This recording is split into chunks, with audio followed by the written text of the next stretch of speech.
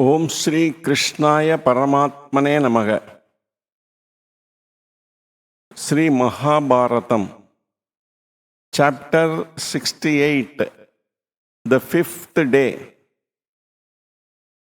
I am like a shipwrecked man seeking to save himself by swimming in a storm-tossed ocean. I shall surely drown, overwhelmed in the sea of sorrow. Again and again, when Sanjaya related the happenings of the great battle, Dhritarashtra would thus lament, unable to bear his grief.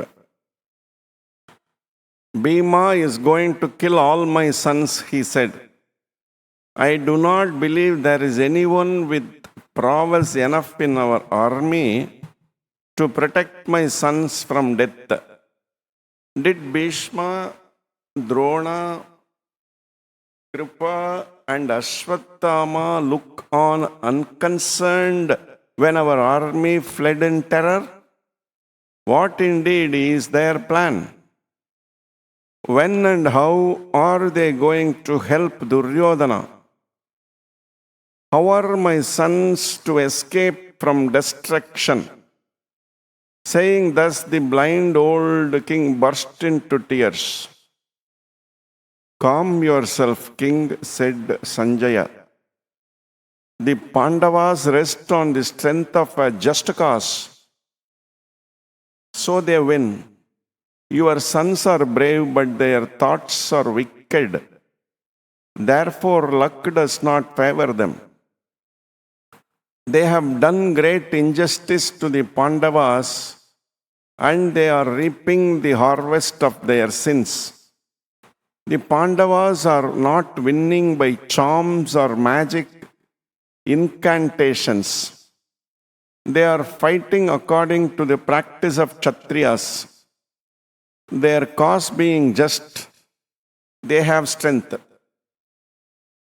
Friends advised you, but you discarded wise counsel. Vidura, Bhishma, Drona and I tried to stop you in your unwise course, but you did not listen and you went on.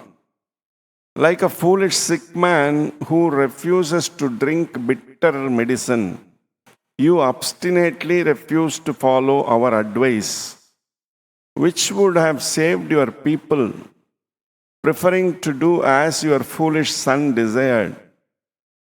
You are in distress now.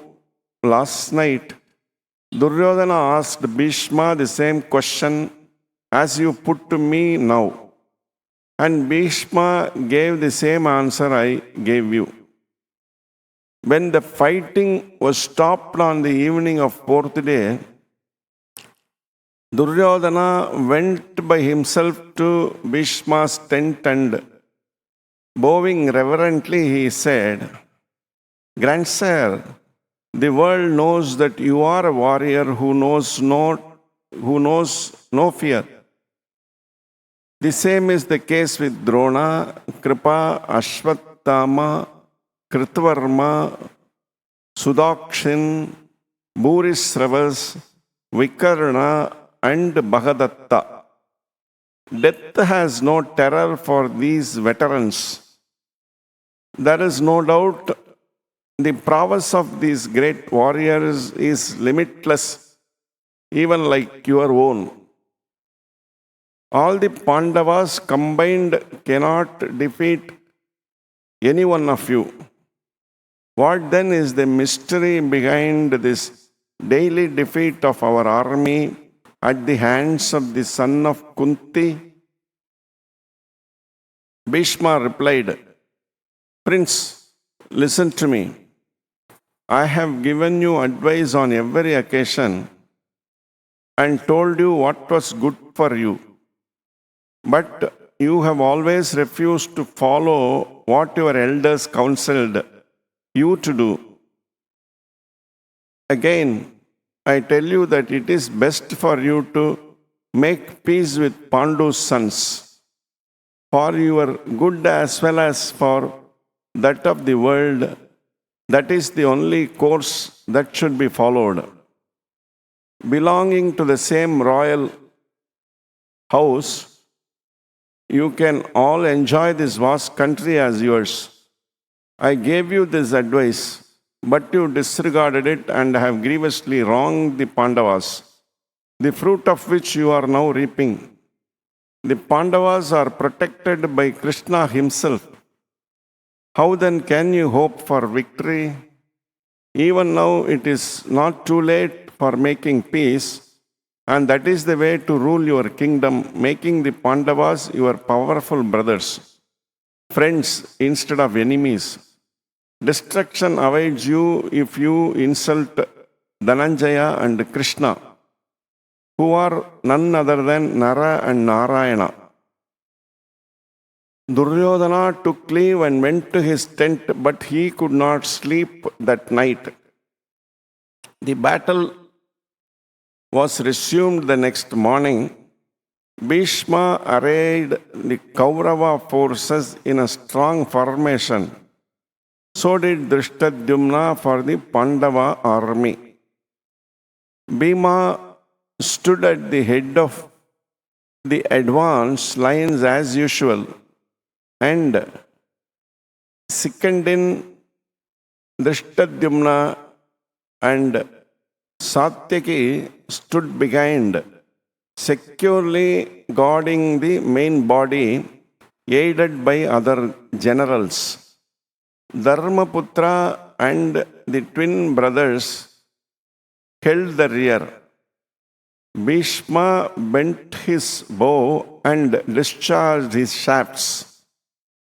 The Pandava army suffered greatly under the grandsire's attack.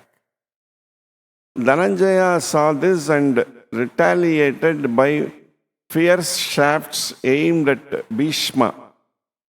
Duryodhana went to Drona and complained bitterly according to his custom. Drona upbraided him severely. Obstinate prince, you talk without understanding. You are ignorant of the Pandava strength. We are doing our best. Drona's powerful attack on the Pandava army was too much for Satyaki, who was meeting it, and Bhima therefore turned his attentions to Drona. The battle grew fiercer still. Drona, Bhishma, and Salya made a combined attack on Bhima. Sikandi supported Bhima by pouring a shower of arrows on Bhishma. As soon as Sikandi stepped in, Bhishma turned away. For Sikandi was born a girl, and Bhishma's principles did not permit him to attack a woman.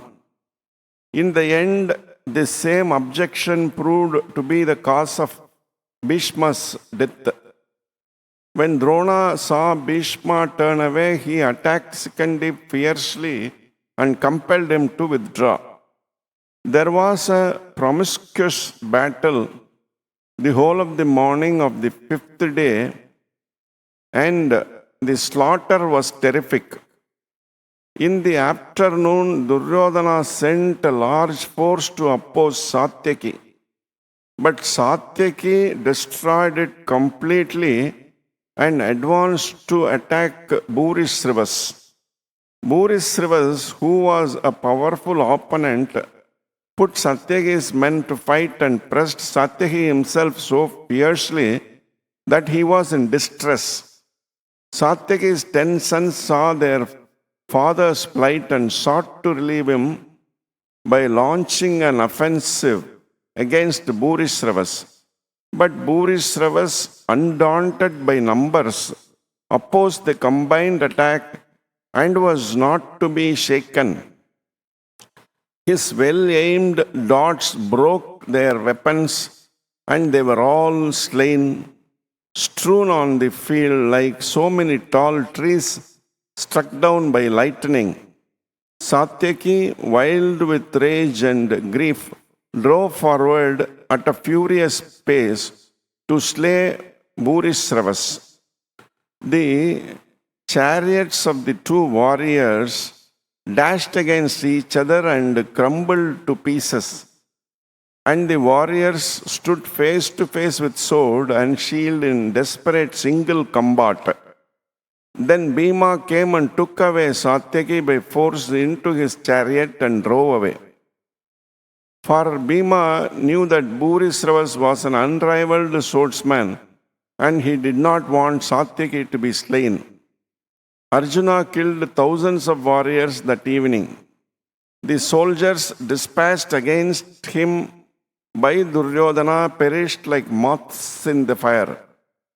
As the sun went down and Bhishma gave orders to cease fighting, the princes on the Pandava army surrounded Arjuna and greeted him with loud cries of admiration and victory. The armies on both sides retired to camp along with the tired horses and elephants. This completes the 68th chapter of Sri Mahabharata. Om Namo Bhagavate Vasudevaya.